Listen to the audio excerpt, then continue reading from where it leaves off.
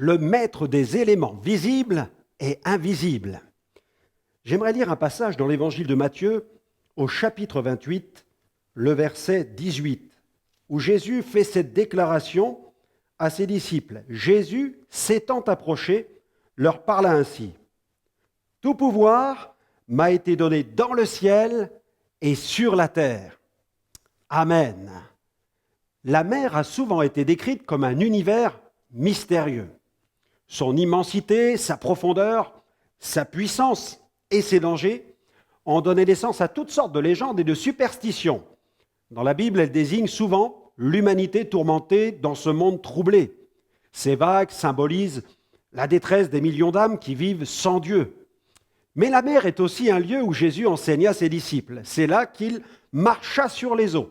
Par ce miracle, il montra à ses disciples que sa parole, oui, sa parole, est l'unique moyen de salut pour le monde.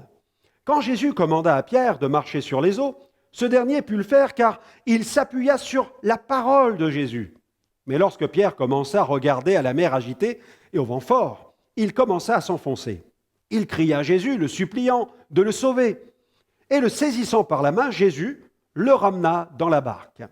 Cet événement illustre parfaitement l'œuvre du salut. Alors que l'humanité s'enfonce toujours plus dans la perdition, le marasme, la solution demeure la même. Invoquer le Seigneur pour qu'il nous sauve.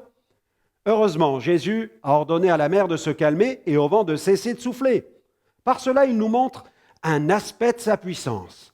Il arrive parfois que les éléments se déchaînent autour de nous. N'ayons pas peur. Le Seigneur a le pouvoir de les maîtriser. Jésus a autorité sur les éléments visibles et invisibles. Il a tout pouvoir dans le ciel et sur la terre. Les disciples devaient découvrir l'autorité de Jésus sur les puissances destructrices qui agissent dans les lieux célestes. Ils ont ensuite reçu un mandat leur donnant autorité sur les dominations, les puissances, les principautés, les princes de ce monde de ténèbres. Combien d'hommes et de femmes s'enfoncent dans les tourbillons des passions, du péché?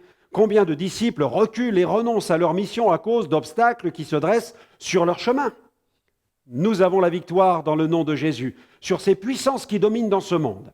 Jésus les a déjà vaincus à la croix du Calvaire. Aujourd'hui, si le Seigneur vous ordonne de passer sur l'autre bord, même si les éléments se déchaînent, réalisez pleinement que vous n'avez rien à craindre.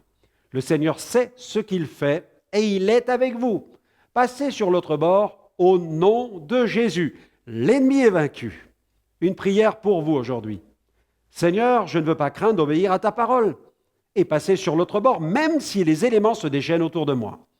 J'ai confiance que tu as pleinement autorité sur ces éléments.